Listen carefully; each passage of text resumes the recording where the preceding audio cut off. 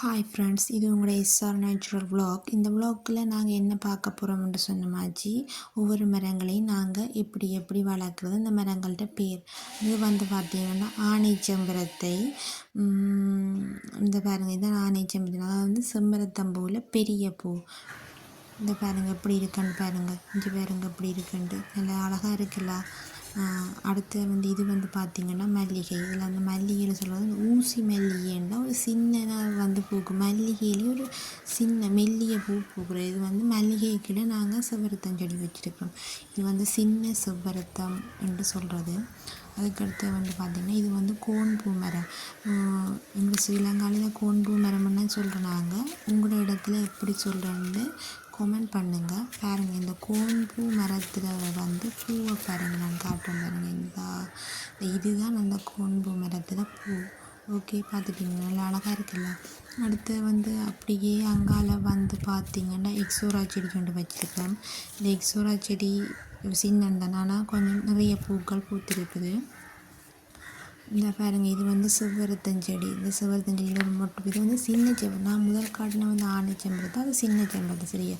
அடுத்து வந்து இது வந்து நாவல் பூ ஒன்று பூக்கும். ஆனால் இதில் பேர் எனக்கு என்னென்று வடிவாக தெரியாது.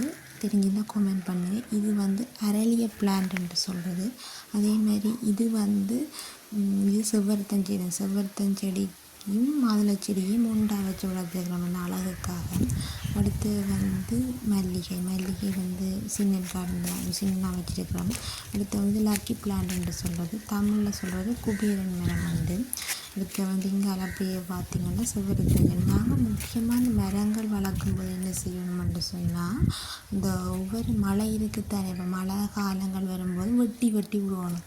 மழை காலங்கள் வரும்போது வெட்டி விட்டால் தான் அது வந்து அந்த கட்டியில் எல்லா மரங்களும் ஒரு லெவலுக்கு நின்று அந்த அழகாக பூக்கும். அப்போ அந்த பார்க்கும்போது அந்த ஒரே லெவலாக இருக்கும். அந்த நீளமாக வளர விட்டால் கீழே தண்டு மட்டும் இருக்கும், இலையொன்றும் இருக்காது. அந்த என்ன சொல்கிறது, அடர்த்தியாக வளராது. இப்போ அடர்த்தியாக வளரணுமென்னா நீங்கள் என்ன செய்யணும், இந்த மரங்களை வந்து ஒவ்வொரு மார்கழி மாதம், அதாவது வந்து மழை பெய்கிற மார்கழி மாதத்தில் நீங்கள் வந்து என்ன செய்யணும், வெட்டி விடணும். அடுத்து வந்து இங்கால பார்த்தீங்கன்னு சொன்னால் இது வந்து நாங்கள் மாதுளை, அதாவது வந்து சின்னதில் காய்க்கிற மாதுளை வச்சுருக்கிறோம் பாருங்கள். நிறைய கண்டுகள் இருக்கு. ஆனால் இப்போ இந்த மாதுளை சீசன் இல்லைன்றபடியே அது காய்க்க இல்லை. மற்றும்படி சின்ன கண்டுகள் வச்சுருக்கிறோம் நாங்கள். அடுத்து வந்து பார்த்திங்கன்னு சொன்ன மாதிரி இது வந்து பவள மல்லிகைன்னு சொல்கிறது. மல்லிகையிலேயே நிறைய மல்லிகைகள் இருக்குது. அதில் ஒன்று தான் இந்த பவள மல்லி. அடுத்து வந்து பார்த்திங்கன்னா இது வந்து லக்கி பிளான் தான். ஓகே, பாருங்க, லக்கி பிளான் நிறைய வளர்ந்துருக்குன்னு சொல்லி. இப்போ எல்லா மரத்துக்கும் வந்து நல்ல மண் வளமும் தண்ணீர் வளமும் மற்ற வந்து சூரிய ஒளி படக்கூடியதாக இருக்கணும். இது வந்து நித்திய கல்யாணங்கள். இங்கே வந்து பார்த்திங்கன்னா செம்பருத்தி என்று சொல்கிறது. அல்லாடி ஸ்ரீலங்காவில் வந்து செவ்வரத்தை என்று சொல்கிறது. அடுத்து வந்து பார்த்திங்கன்னா அப்படியே லக்கி பிளான் வருது. இந்த செவ்வரத்தை செடி இருக்குது. இதில் பாருங்கள், இவ்வளோ அனுப்பூ எல்லாம் அனுப்பூ வந்து விழுந்து கிடக்கணும். ஒரு அழகாக இருக்குது பார்த்திங்கன்னா. அதோட நிலத்துக்கு வந்து ஒரு வடிவை கொடுக்குது. ஒரு பார்க்கும்போது வந்து ஈர்க்கு தன்மை. இவ்வளோ அந்த ஒயிட் கலரில் நல்லா குட்டி குட்டி பூவாக இருக்குது பாருங்கள். இது வந்து நித்திய கல்யாணி. ஓகே, அது வந்து நித்திய செம்பரத்தை.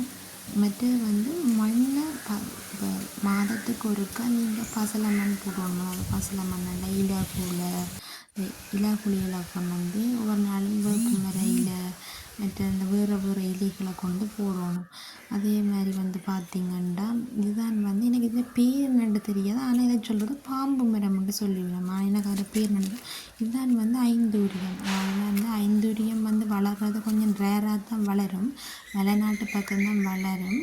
இந்தியாவில் கடலோர பக்கங்களில் வளராது. அதை வந்து நீங்கள் வளர்க்கணுமென்று சொன்னால் அதுக்கு ஏற்ற மண் எடுத்து ஒரு சின்ன சாடியில் வளருங்க. கண்டிப்பாக வளரும் உங்களோட வீட்டையும். எப்படி ஐந்தூரியம் வளர்க்கணுமென்று உங்களுக்கு டிப்ஸ் வேணுமென்று சொன்னால் கமெண்ட் பண்ணுங்கள். நான் அதுக்கு ஒரு ஃபுல் வீடியோ ஒன்று போடுறேன். இதுதான் வந்து கற்பூரவள்ளி. அதாவது வந்து பல மருத்துவ குணங்களுடைய கற்பூரம், அதாவது சளி தடிமல் எல்லாத்தையும் போக்கக்கூடியதான் வந்து இந்த கற்பூரவள்ளி.